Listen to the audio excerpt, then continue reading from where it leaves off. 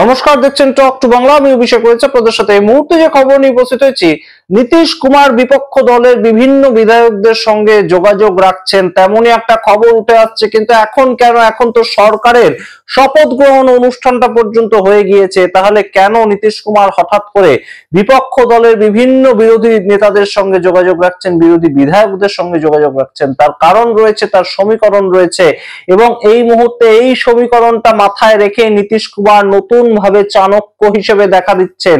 বিহারের পলিটিক্স এখনো সম্পূর্ণটা শেষ হয়ে যায়নি। বিহারে যেন তেন প্রকারেণ কিন্তু এনডিএ জিতে গিয়েছে 202টো আসন পেয়ে, কিন্তু তাদের আভ্যন্তরীণ পলিটিক্স সেটা এখনো পর্যন্ত চর্চার কেন্দ্রবিন্দু থেকে একটুও সরে যায়নি। এখনো পর্যন্ত বিহারের পলিটিক্সে নীতিশ কুমার চাণক্য হিসেবে থাকছেন নাকি অমিত শাহ চাণক্য হিসেবে থাকছেন, সেইটা এখনো পর্যন্ত একটা চর্চার বিষয়। তার কারণ আপনারা জানেন, ইতিমধ্যেই শপথ গ্রহণ অনুষ্ঠানের দিন আমরা চমকে উঠেছিলাম যে নীতিশ কুমার রাজ্যের মুখ্যমন্ত্রী হিসেবে শপথ গ্রহণ করছেন, কিন্তু গৃহ মন্ত্রণালয় সেটা নীতিশ কুমারের কাছে থাকছে না। 20 বছরের একজন মুখ্যমন্ত্রী, তার হাত থেকে গৃহ মন্ত্রণালয়টা ছিনিয়ে নিল ভারতীয় জনতা পার্টি। এটা কিভাবে হতে পারে? সেটাও নীতিশ কুমারকে মেনে নিতে হয়েছে, সম্রাট চৌধুরীর হাতে তুলে দিতে হয়েছে। এবং সম্রাট চৌধুরী কম্পারেটিভলি অনেকটাই তার থেকে জুনিয়র, এবং রাজনীতিতে তার যে অভিজ্ঞতা নীতিশ কুমারের সেটা অনেক গুণ বেশি।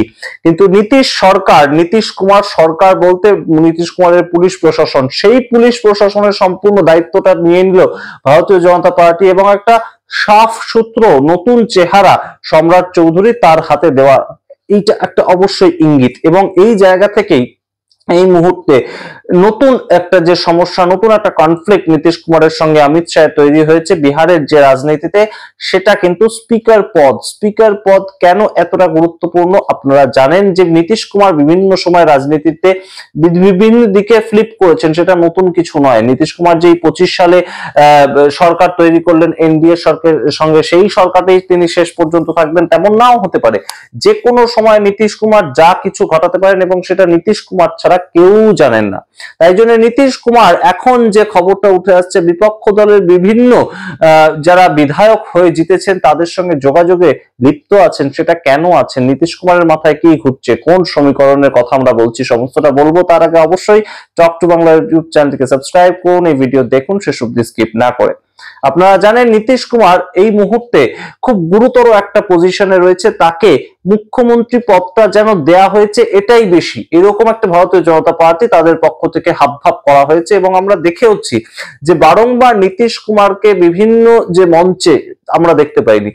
অমিত শাহ যখন সভা করেছেন সেখানে নীতিশ কুমারকে দেখতে পাইনি, নরেন্দ্র মোদী যখন সভা করেছেন সেখানে নীতিশ কুমারকে দেখতে পাইনি, সেখানে আমরা লাল্লান সিংকে দেখতে পেয়েছিলাম, সেখানে আমরা সঞ্জয় ঝায়ের মতন নেতাদের দেখতে পেয়েছিলাম। কিন্তু জেডিইউর যে মুখ, জেডিইউ বলতে যে মুখটা দেখে মানুষ ভোট দেয়, পিছিয়ে পড়া দলিত সম্প্রদায়, আদিবাসী সম্প্রদায়, মুসলিম সম্প্রদায়, সেই ভোটগুলো পরে কিন্তু নীতিশ কুমারকে দেখে। কিন্তু সেই নীতিশ কুমারকে একদম তার শারীরিক অবস্থা ভালো নয়, তার মানসিক অবস্থা ভালো নয়, সেই সমস্ত কথা বলে বিভিন্ন সময় সরিয়ে রাখা হয়েছে। এবং নীতিশ কুমারও অত্যন্ত সন্তর্পণে নিজের যে সিটগুলো সেগুলোর দিকে নজর দিয়েছিলেন।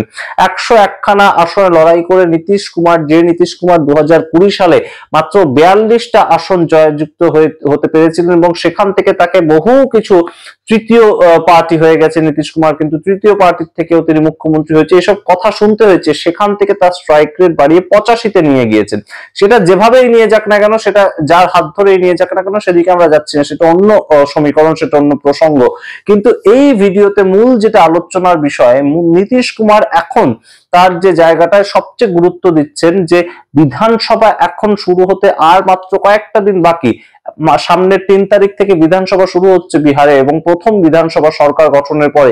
কিন্তু এখনো স্পিকার পদ কে ঠিক হবে সেটা নিয়ে নীতিশ কুমার গ্রিন সিগন্যাল দেননি।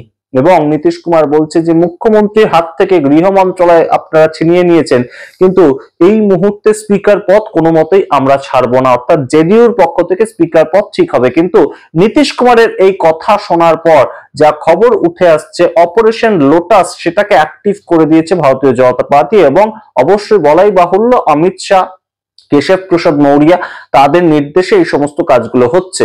এবং এই মুহূর্তে আপনাদেরকে জানাই যে অমিত শাহ আবারও বিহারে গিয়েছেন একটা ডিনার পার্টি থ্রো করতে, এবং ৪৫ জন বিধায়ককে ডেকেছিলেন তিনি ভারতীয় জনতা পার্টির পক্ষ থেকে। এবং সেই ৪৫ জন বিধায়কের যে ডিনার পার্টি, সেখানে তিনি অত্যন্ত গুরুত্বপূর্ণ একটা কথা বলেছেন, যেটা বাইরে এসেছে সূত্রের মাধ্যমে। এবং তিনি বলেছেন যে কোনো নেতা যেন না ভাবে যে তার জন্য বিহারে আমরা জয়যুক্ত হয়েছি। এই কথাটা অমিত শাহ বলেছেন এবং ডিনার না করে তিনি সেখান থেকে বেরিয়ে গিয়েছেন। অর্থাৎ নীতিশ কুমারকে নিয়ে কোথাও গিয়ে কিন্তু এখনো পর্যন্ত সম্পূর্ণ যে পথটা মসৃণ সেটা নয়। তার কারণ নীতিশ কুমার ইতিমধ্যেই বিরোধী শিবিরের সঙ্গে যোগাযোগ রাখছেন। সেটার কারণটা কি?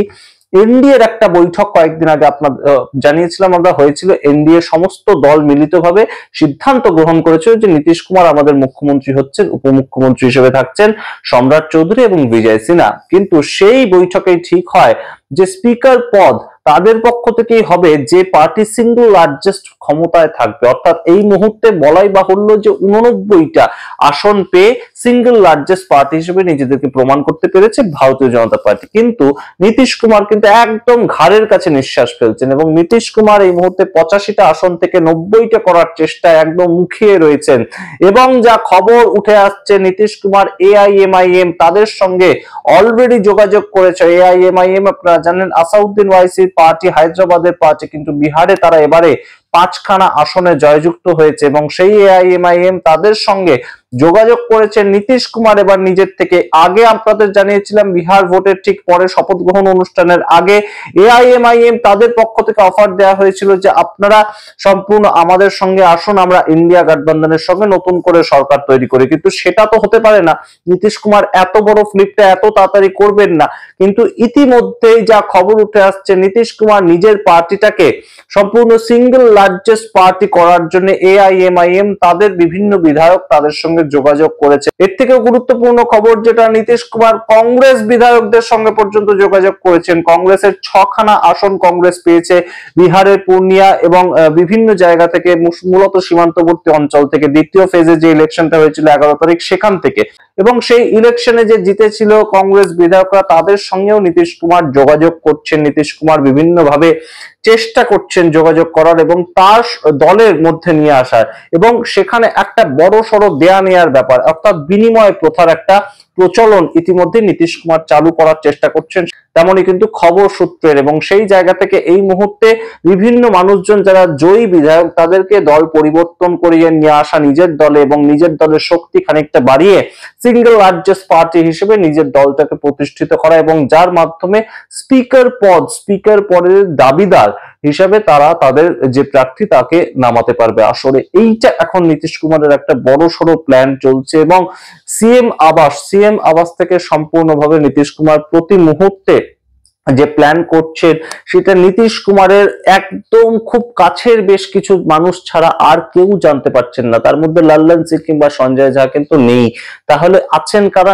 বিজয় চৌধুরী, নীতিশ কুমারের ছায়া সঙ্গীর মতন যিনি থাকেন, বিজেন্দ্র যাদব এবং অবশ্যই মনীষ ভার্মা। এই তিনজনকে নিয়ে নীতিশ কুমার বারংবার সিএম আবাসে বৈঠকের পর বৈঠক করছেন, এবং রীতিমতন বিহারে কান পাতলে যেটা শোনা যাচ্ছে যে একটা বড় সড়ো রাজনৈতিক সমীকরণের বদল কিন্তু নীতিশ কুমার ঘটাতে চাইছেন, এবং কোথাও একটা ভারতীয় জনতা পার্টিকে চাপ দিয়ে রাখা, প্রতিবিম্ব দেখিয়ে রাখা এখন থেকেই, যে কোনোভাবেই যেন ভারতীয় জনতা পার্টি এটা না ভাবে যে ভারতীয় জনতা পার্টি 89খানা সিট পেয়ে গিয়েছে মানে নীতিশ কুমারকে তারা ছাপিয়ে যা কিছু করতে পারবে বিহারে। এবং বিহারের মাটিটা যে এখনো নীতিশ কুমারের নামেই চলে, এবং সেই জায়গাটা যে আরো একবার প্রতিষ্ঠিত হয়েছে 14ই নভেম্বর, সেটা কিন্তু নীতিশ কুমার হারে হারে একদম টের পাইয়ে দিচ্ছেন, প্রতি পদক্ষেপে টের পাইয়ে দিচ্ছেন। যদিও তার হাত থেকে গৃহ মন্ত্রণালয় চলে গিয়েছে, কিন্তু নীতিশ কুমার স্পিকার পদ ছাড়তে নারাজ। এখন শেষ পর্যন্ত নীতিশ কুমার পারেন, নাকি শেষ পর্যন্ত অমিত শাহ তার চাণক্য নীতি সেটাই শেষ পর্যন্ত জয়লাভ করে, আমরা দেখবো। অবশ্যই সময় উত্তর দেবে। আপনাদের সামনে রাখবো সেই সমস্ত খবর। আপনারা দেখতে থাকুন টক টু বাংলা। অবশ্যই টক টু বাংলা ইউটিউব চ্যানেলকে সাবস্ক্রাইব করে দিন। ধন্যবাদ।